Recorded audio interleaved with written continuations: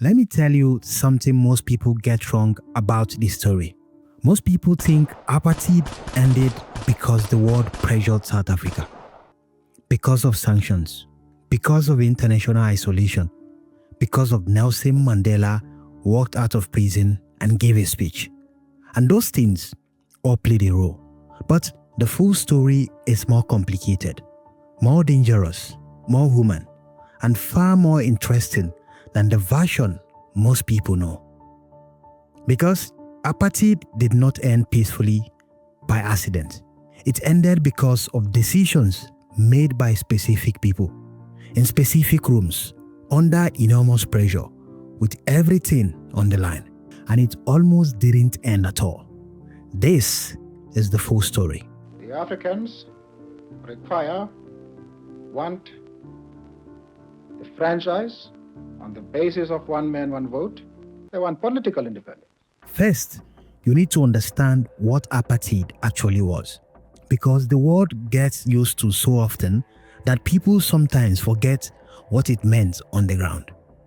Apartheid was not just segregation, it was a total system designed to permanently separate South Africa by race, to give white South Africans complete economic, political, and social dominance, while black, colored, and Indian South Africans were stripped of citizenship, forced into designated areas called homelands, prohibited from living, working, traveling, or existing. Wherever white South Africa decided, they were not welcome. It was enforced by law, by police, by army, by prisons, and by a system of surveillance and brutality that operated every single day for 46 good solid years. It all started in 1948, when the National Party won South Africa's whites-only election and began systematically legislating racial separation into every corner of life.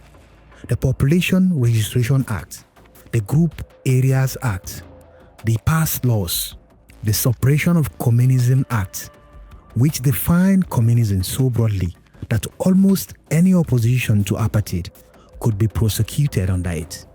By the 1960s, South Africa was one of the most comprehensively controlled societies on earth. The resistance had been building for decades. The African National Congress was founded in 1912, long before apartheid was formalized. It had spent years trying peaceful protests, petitions, marches, delegations, all of it ignored or met with violence. And in 1960 came the moment that changed everything. Sharpeville, a peaceful protest against the past laws. Police opened fire on the crowd. 69 people killed, most of them shot in the back, running away. The world was horrified. The ANC concluded something painful but very honest. Peaceful protest alone was not going to move this government. In 1961, the ANC formed a military wing, Umkhonto weSizwe, Spear of the Nation, led by a lawyer named Nelson Mandela. They began a sabotage campaign targeting infrastructure, power lines, government buildings, deliberately avoiding civilian casualties. The state response was overwhelming. In 1963, most of the ANC leadership was captured at a farmhouse in Rivonia. Mandela was already in prison. He was brought back to stand trial with them, the Rivonia trial. They were charged with sabotage and conspiracy. The penalty was death. The prosecutor asked for the death sentence. Mandela gave a statement from the dock that ended with words that have echoed for 60 good years. It is an ideal for which I am prepared to die. It is an ideal for which I am prepared to die. The judge sentenced them to life imprisonment instead of death, and Mandela disappeared into Robben Island for 27 years. Through the 1960s and 70s, apartheid seemed unshakable. The economy was growing, the military was powerful, the ANC leadership was in prison or exile. Western governments maintained relations with Pretoria, arguing that engagement was better than isolation, meaning Their economic interests were too large to sacrifice. South Africa felt permanent. Then 3 things happened that changed the calculation completely. The first was 1976, Soweto. The government announced that Afrikaans could be the language of instruction in black schools, a language most black South Africans associated with the oppressor. Students refused. On June 16, 1976, thousands of school children marched in Soweto. Police opened fire. Hector Peterson, 13 years old, was one of the first killed. The photograph of his body being carried went around the world, and the uprising that followed spread across the country. The image of apartheid as a managed, stable system shattered. The second was the international momentum. The Soweto uprising changed global public opinion in ways that governments could no longer ignore. The anti-apartheid movement grew dramatically.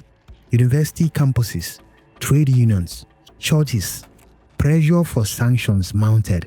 In 1986, the United States Congress passed the Comprehensive Anti-Apartheid Act over President Reagan's veto, imposing serious economic sanctions on South Africa.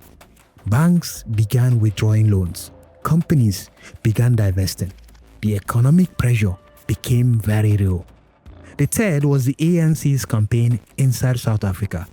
By the 1980s, the internal resistance had been rebuilt. The United Democratic Front was formed in 1983, a coalition of hundreds of community organizations operating legally inside South Africa, making the country ungovernable. Strikes, boycotts, protests, community organizing. At the same time, the ANC's external military operations were intensifying, bombings of military and government targets. South Africa was spending enormous resources on security, on fighting in Angola and Mozambique, on suppressing internal resistance. The system was becoming unsustainable. By the mid-1980s, the South African government had declared a state of emergency. Mass detentions, censorship, thousands imprisoned without trial. The townships were battlegrounds. And something else was happening inside the system itself. People were beginning to have conversations that could have been unthinkable a decade earlier. In 1985, the South African government made a secret contact with Nelson Mandela in prison.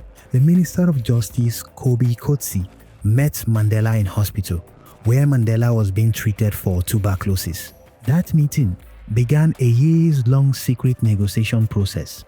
While Mandela was still officially a convicted terrorist, while the ANC was still banned, Mandela negotiated alone, without being able to consult his ANC colleagues freely, trusting his own judgment about what South Africa needed and what was negotiable.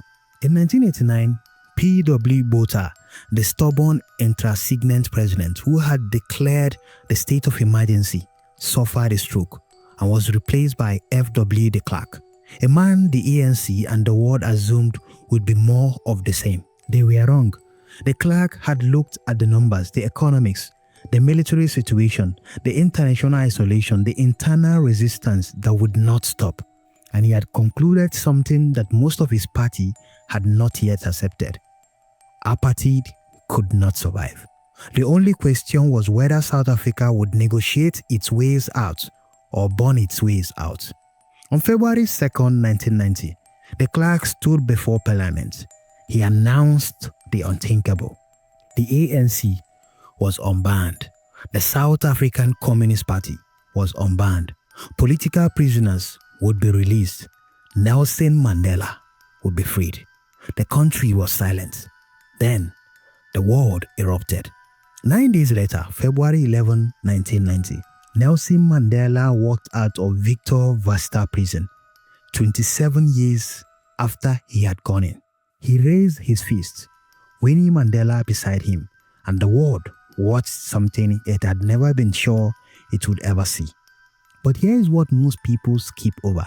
The next 4 years were the most dangerous in South Africa's modern history, because apartheid ending was not agreed. It was negotiated. in rooms full of people who hated each other, with armed groups on multiple sides, with a far-right white movement that was prepared to launch a civil war rather than accept black majority rule, with elements of the security services carrying out assassinations to derail the process, with the Inkatha Freedom Party under Mangosuthu Buthelezi in violent conflict with the ANC in KwaZulu-Natal. Thousands were dying every month. During the negotiation period, the formal negotiations at CODESA, the Convention for a Democratic South Africa, nearly collapsed multiple times. The Biopatong massacre in 1992, 34 ANC supporters killed. The ANC walked out of the negotiations. The assassination of Chris Hani, the head of the South African Communist Party, shot dead in his driveway in April 1993 by a white right-wing assassin. It nearly set the country on fire. Mandela went on television and asked black South Africans not to respond with violence. In a country where he had no official government position, his moral authority held the country together, where governments had failed. The elections were set for April 27, 1994. The right-wing Afrikaner, Western Beweging, threatened disruption. Elements of the security forces were still running operations. Buthelezi nearly boycotted at the last minute. And then, on April 27, 1994, South Africans of every race stood in lines that stretched for hours. Elderly people who had never voted in their lives, standing in the sun, waiting for the first time to choose. The ANC won with 62% of the votes. On May 10, 1994, Nelson Mandela was inaugurated as South Africa's first democratically elected president. He stood before the world and he said words that still carry weight. Never and never again shall it be that this beautiful land will again experience the oppression of one by another. So here's what I want you to take away from this. Apartheid did not end because evil simply collapsed. It ended because of decades of resistance by people who refused to accept it. It ended because of economic pressure that made it unsustainable. It ended because two men, Mandela and the Klerk, chose negotiation over annihilation when every pressure around them was pushing towards war. It ended because of thousands of ordinary South Africans who organized, who protested, who went to prison, who died over decades, before the cameras arrived, before the world was watching, before it looked like it was going to work. And it almost didn't work. This is the part the comfortable version of this story leaves out. It was not inevitable. It was guaranteed. It was a choice made over and over again under impossible pressure by imperfect people who chose the harder thing. And South Africa and the world is different because they did. If the story made you think, there are more like it on this channel. Real story broken down simply. Subscribe and don't miss the next one.